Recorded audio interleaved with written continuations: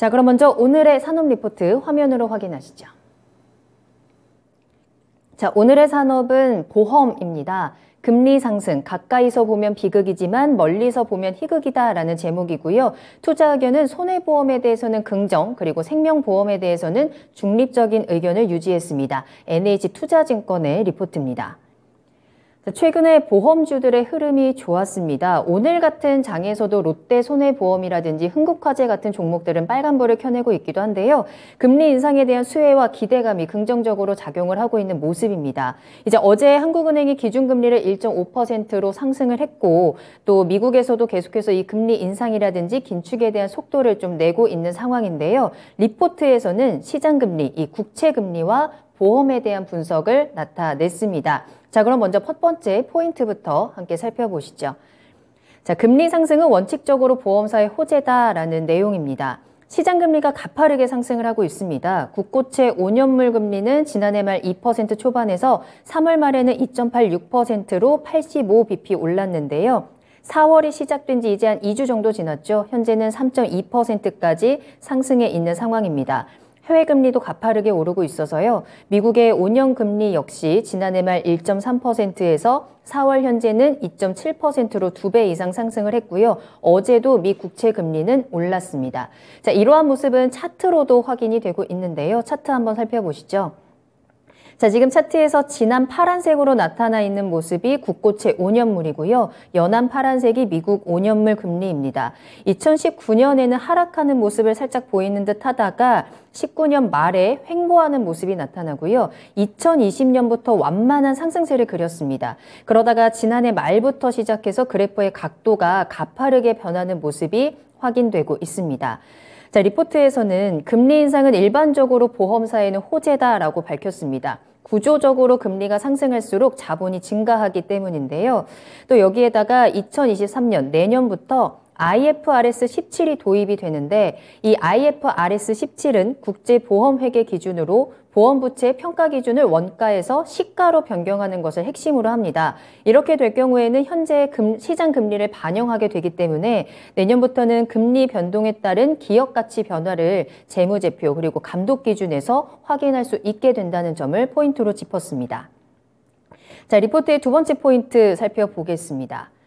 자, 과도한 금리 상승은 RBC의 부담이다라는 내용인데요. 조금 전에 말씀드린 대로 내년부터는 평가 기준이 원가에서 시가로 바뀌게 되지만 아직까지는 보험사의 보험 부채가 원가 기준입니다. 그렇기 때문에 금리 상승의 호재를 즐길 수 있는 건 내년부터라고 분석을 했는데요. 원가 기준으로 평가를 하게 되면 금리가 상승하면 채권은 가치가 감소하지만 부채가 그대로기 때문에 자산의 채권 가치 하락만큼 회계적 자본이 감소하게 됩니다. 이는 실질 기업 가치와는 무관한 착시 현상이지만 이 착시 현상이 감독 기준, 즉 RBC에 영향을 미친다라는 점이 문제이고요. 즉 금리가 상승하는 만큼 RBC 비율이 하락하게 되는 겁니다. 대부분의 보험사들은 채권 개정에 따라서 금리 10bp당 RBC 비율이 1에서 5% 정도 하락할 것으로 추정을 했고요. 만약에 운용자산의 채권 개정이 만기 보유 증권이라면 가치 하락을 방어할 수 있겠지만 매도 가능 증권은 가치 하락이 불가피하다라는 분석도 내놨습니다. 자, 리포트에서는 각 보험사별로 운용자산 채권의 개정별 비중을 표로 보여주기도 했는데요. 표를 같이 살펴보시죠. 자, 지금 표를 보시면 눈에 띄는 보험사는 한화손해보험입니다. 한화손해보험 같은 경우에는 매도 가능 증권의 비중이 100%입니다.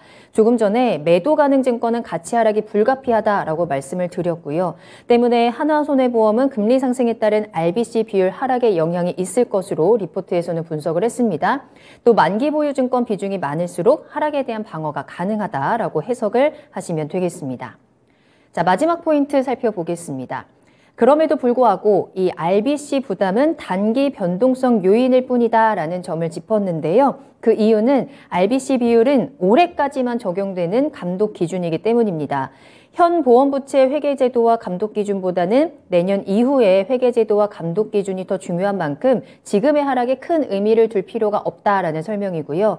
현재 보험업법상 RBC 최저 요구 비율은 100%, 금융당국과 시장의 권고 수준은 150%입니다. 이 수준을 미달할 경우에는 경영 개선 권고 대상으로 지정이 되는데요. 각 보험사들의 RBC 비율 표도 한번 살펴보시죠. 자, 지난해 4분기 기준의 자료입니다. 지금 표를 보시면 9개 보험사들 가운데 삼성화재와 삼성생명이 305%로 가장 높고요. 하나손해보험은 177%로 가장 낮습니다. 이번에 금리 인상으로 비율이 낮아진다고 해도 보험업법상 기준인 100%에 근접하는 회사가 나올 가능성은 거의 없지만 일부 보험사의 경우는 시장 권고 수준인 150%를 하회할 수 있다고 보기도 했는데요. 하지만 이는 단기 주가 변동성의 요인이 될 수 있어서 주의가 필요하지만 내년 이후까지 중장기 관점에서 본다면 큰 문제는 되지 않을 전망입니다. 자, 이렇게 결과적으로 리포트에서는 금리 상승이 보험사들의 재무 건전성, 이 자본 가치 하락으로 이어질 수 있어서 단기적으로 부담이 될 수는 있겠지만 내년부터 회계 기준과 또 회계 제도와 감독 기준이 달라지면서 중장기적인 관점에서는 큰 문제가 되지 않는다. 단간의 변동성 이후에 긍정적인 전망을 제시하기도 했는데요. 최원재 전문가님과 더 자세한 이야기 나눠보겠습니다. 자, 전문가님, 실제 또 어제 어떤 기사를 제가 봤는데 금리가 상승을 하면서 보험사들의 재무 건전성이 2분기 연속 하락을 했다라는 내용이 보이기도 했거든요. 보통 금리 인상하면은 그 수혜주로 보험 업종들이 꼽히기도 하는데요. 현재 리포트에 대한 이런 분석은 어떻게 보고 계신가요? 그거는 이제 재무 건전성 하락은 결국에는 RBC 비율 때문에 그런 건데. 네네. RBC 비율이 때문에 뭐 재무 건전성이 하락은 일시적인 하락이라고 봐야 되겠죠. 뭐 장기적으로는 계속 금리 인상 수혜주로 봐야 될 것으로 보이는데. 지금 RBC 같은 경우에는 보험사 이제 지급 여력이죠. 재무 건전성을 측정하는 지표입니다. 가용자본과 요구자본 비율로 평가를 하는데요. 가용자본은 자본금과 잉여금으로 구성이 되어 있고, 요구자본은 보험사가 가지고 있는 리스크, 뭐 금리나 채권 등을 측정하여 이제 산출합니다. 보험업법상 100% 이상 유지해야 하고요. 그다음에 금감원에서는 150% 이상을 권고하고 있습니다. RBC 비율 같은 경우에는 금리 상승으로 지금 소폭 하락했는데요. 그러니까 21년 3분기보다 21년 4분기가 조금 소폭 하락했습니다. 생명보험사 같은 경우는 약 7% 정도 하락했고요. 그다음에 손보사 같은 경우는 약 10% 가까이 하락을 했습니다.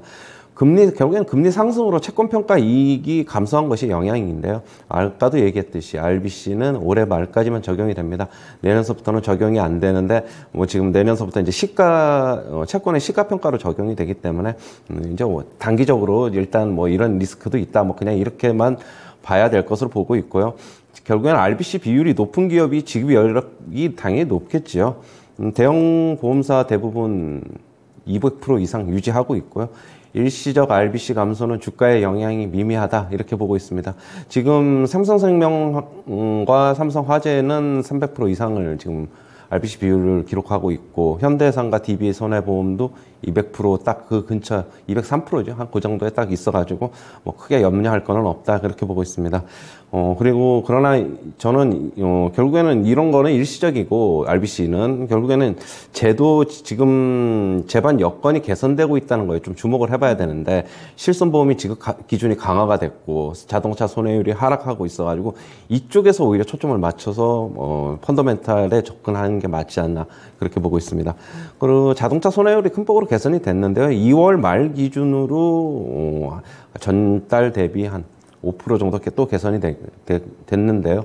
1% 개선 시에는 ROE는 0.3% 개선돼서 주가에는 긍정적으로 영향을 미칠 것으로 보고 있습니다. 알겠습니다. 금리 인상으로 RBC가 하락을 하긴 하지만 이러한 평가 기준은 올해까지입니다. 내년부터는 크게 걱정하지 않아도 되는 평가 기준이고요. 단기적인 리스크로 해석을 하고 우리는 참고 정도만 하면 될 것 같습니다. 이로 인한 주가의 하락에 대한 부분은 크지 않을 것이다 라고 짚어주셨고요. 그 대신에 우리가 주목해 볼 만한 이제 체크 포인트는 실손보험의 지급 강화 그리고 자동차 손해율 하락으로 이 재반 여건이 개선된다는 점에 우리는 초점을 맞춰가면서 앞으로의 전망을 체크해 보면 되겠습니다. 자, 보험주들 오늘도 일부 종목들은 흐름이 나쁘지 않은데요. 네. 관련해서 주목하시는 종목은 어떤 게 있을까요? 현대해상과 DB손해보험인데요. 네. 오늘 뭐 지급 기준 여력으로 보면은 삼성화재나 뭐 삼성생명이 제일 좋지만 주가의 탄력성 면에서 좀 아무래도 좀 뒤처지다 보니까 뭐 현대해상, DB손해보험인데요. 현대해상 같은 경우에는 1분기에 역시 호실적이 전망이 되고 있습니다. 지금 경쟁사 대비 실손보험 비중이 높아가지고 실손보험료 인상 제도 개선 효과에 수혜를 입을 것으로 보고 있고요. 4월 1일서부터 백내장 수술 관련 보험금이 지금 개편이 됐는데 지금 백내장 수술 관련 보험금 청구 비중이 현대해상이 지금 높아가지고 지금 이쪽으로 비급여 항목 지급 기준이 강화가 됐기 때문에 추가 이익이 개선이 가능하다 그렇게 보고 있고요. DB손해보험입니다. 역시 1분기 실적이 좋을 것으로 보고 있습니다. ROE가 손해보험사 중에서는 유일하게 10% 이상 상회하고 있어가지고 수익성 개선이 이어지고 있다 이렇게 보고 있습니다. 알겠습니다. 현대해상과 DB손해보험을 주요 종목으로 지금 짚어주셨고요. 두 종목 모두 1분기 실적에 대한 긍정적인 부분을 체크를 해주셨습니다. 또 추가적인 이익이라든지 수익성 개선에 대한 부분들이 공통적으로 가지고 가고 있고요. 앞으로 조금 더 탄력 있게 올라갈 수 있다라는 점을 체크를 해주셨습니다. 현대해상도 오늘 32,200원에 거래가 되고 있는 상황이고요. 그동안도 잘 올라왔는데요. 계속해서 한번 주목을 해보시면서 이 종목들 담아보셔도 좋을 것 같네요. 자, 그럼 여기까지 듣도록 하겠습니다. 최현재 전문가님, 오늘 감사합니다. 네, 감사합니다. 네, 지금까지 산업리포트 더 팩트였습니다.